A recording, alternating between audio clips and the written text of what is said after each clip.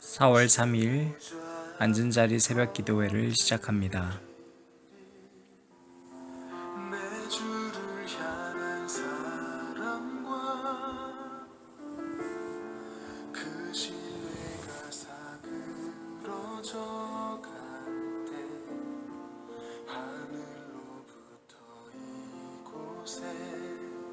장막이 덮이네. 이곳을 덮으소서. 이곳을 비추소서. 내 안에 무너졌던 모든 소망 다 회복하리니.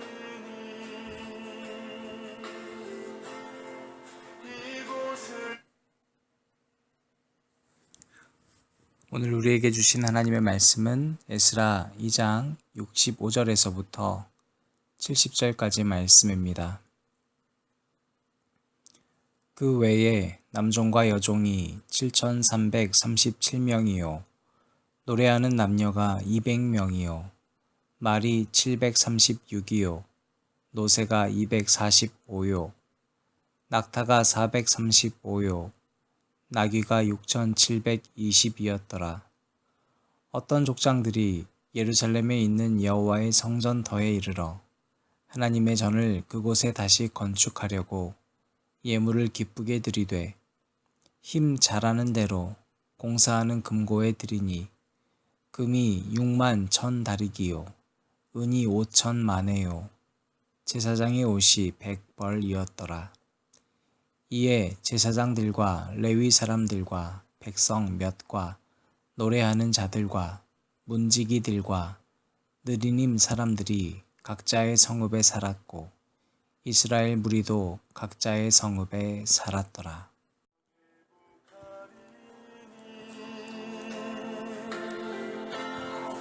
이곳을 지나소서.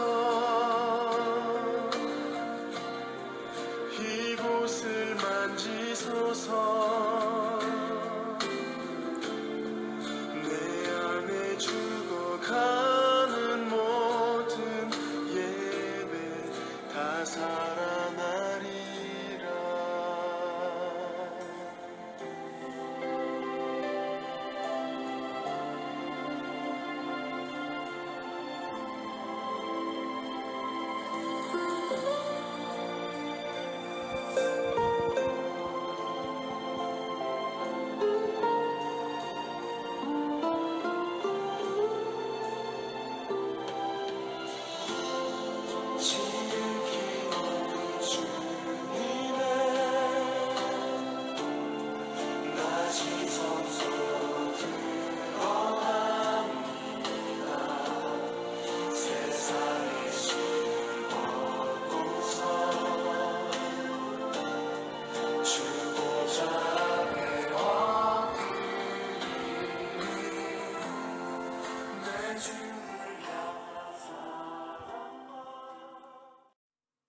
누가복음 15장에 잃은 양 한 마리에 대한 비유가 있습니다. 양 100마리가 있는데 그 양 중 하나를 잃으면 99마리를 내버려 두고 잃은 양 하나를 찾기 위해 목자는 떠납니다. 비유에 대해서 몇 가지 중요한 신학적인 주제들이 있습니다. 첫 번째로 목자는 경제적 가치를 중요하게 생각하는 것이 아니라 생명의 가치를 중요하게 생각합니다. 그래서 위협에 빠진 한 생명을 가만히 둘 수 없는 것이 목자의 본질입니다.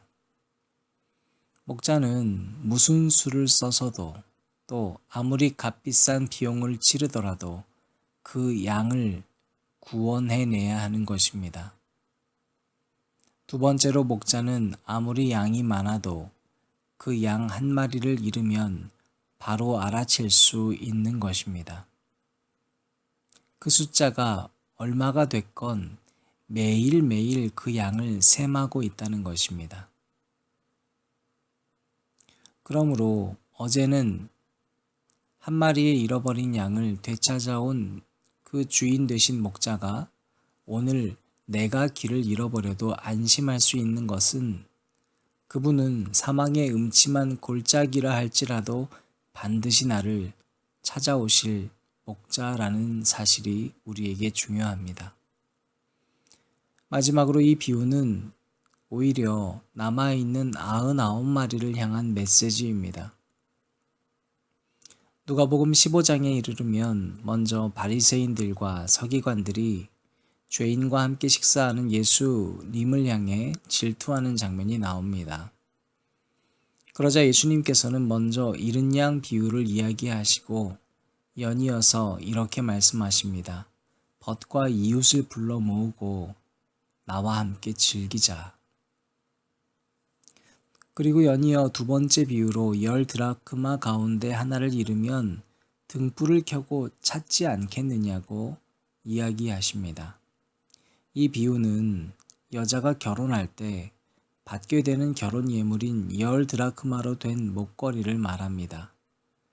이것은 단지 10드라크마라고 하는 개별적인 돈이 아니라 전체 하나의 의미로 나는 당신의 신부라는 표식입니다.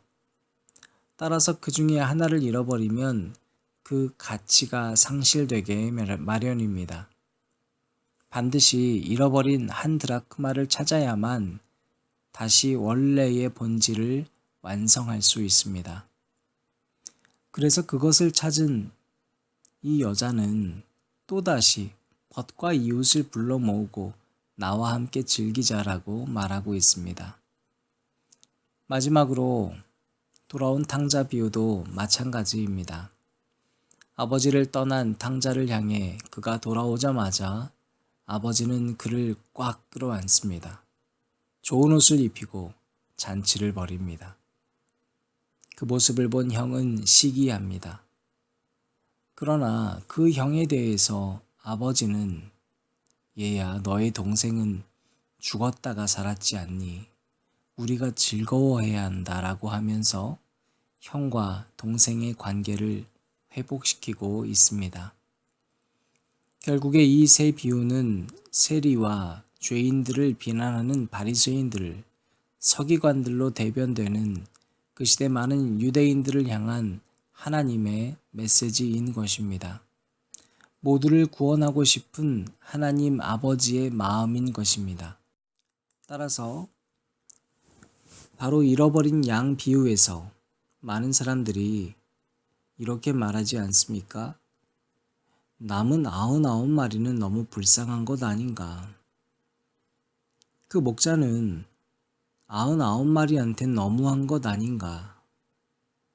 라는 이 생각은 주인의 더 깊은 마음을 모르는 이야기인 것입니다. 오히려 그 목자는 이 아버지처럼 그리고 드라크마를 찾은 신부처럼 바로 완전한 하나됨의 기쁨을 만들어주기 위함이었습니다. 오늘 우리에게 주신 말씀에서 포로 생활에서부터 돌아오게 된 사람들의 귀향자 명단이 등장하고 있습니다. 오늘 말씀 1절에서부터 2절까지 말씀입니다. 옛적에 바벨론 왕 느부갓네살에게 사로잡혀 바벨론으로 갔던 자들의 자손들 중에서 노임을 받고 예루살렘과 유다 도로 돌아와 각기 각자의 성읍으로 돌아간 자 곧 스룹바벨과 예수아와 느헤미야와 스라야와 르엘라야와 모르드게와 빌산과 미스발과 비그웨와 루올과 바하나 등과 함께 나온 이스라엘 백성의 명수가 이러하니 이 말씀의 이하부터 등장하는 모든 사람들의 숫자를 총계하면 노래하는 종들의 숫자까지 포함하여 49,897명입니다. 하나님께서는 가문과 그에 속한 사람들의 숫자까지도 돌아온 모든 사람들의 숫자를 셈하고 계셨습니다. 심지어 그들의 말과 노새, 낙타의 숫자까지도 셈하고 계셨습니다.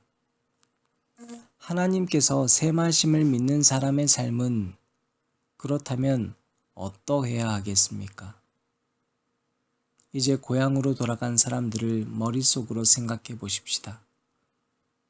이제는 그 포로 생활에서 벗어나 고향으로 돌아갔으니 가장 먼저 해야 할 것은 누가 봐도 내가 편안히 살 수 있는 집을 지어야 하는 것 아니겠습니까?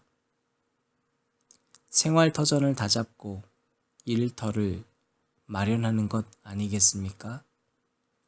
그러나 그들은 그곳에서 이와 같이 먼저 행했습니다. 68절에서부터 69절 말씀을 제가 읽어드리겠습니다. 어떤 족장들이 예루살렘에 있는 여호와의 성전터에 이르러 하나님의 전을 그곳에 다시 건축하려고 예물을 기쁘게 드리되 힘 잘하는 대로 공사하는 금고에 드리니 금이 6만 1천 다리기요 은이 5천만에요 제사장의 옷이 100벌이었더라.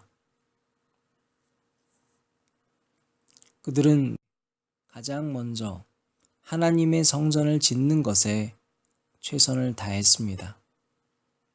전부는 아니지만 그들 중에 몇몇은 포로에서 해방되었던 조건을 잊지 않았던 것입니다. 비록 자유하여졌지만 그렇다 해서 그 자유를 자신의 쾌락과 안락을 위하여 먼저 사용하는 우를 범하지 않았고 그들은 하나님의 성전을 먼저 생각하였습니다. 사랑하는 앉은 자리 기도회에 참여하는 모든 교우 여러분, 하나님께서는 여전히 변함없이 여러분 한 사람 한 사람을 모두 셈하고 계심을 알고 계십니까? 여러분 한 명 한 명은 물론이고 여러분이 지니고 있는 금과 은과 낙타와 나귀 그리고 여러분의 마음도 셈하고 계십니다.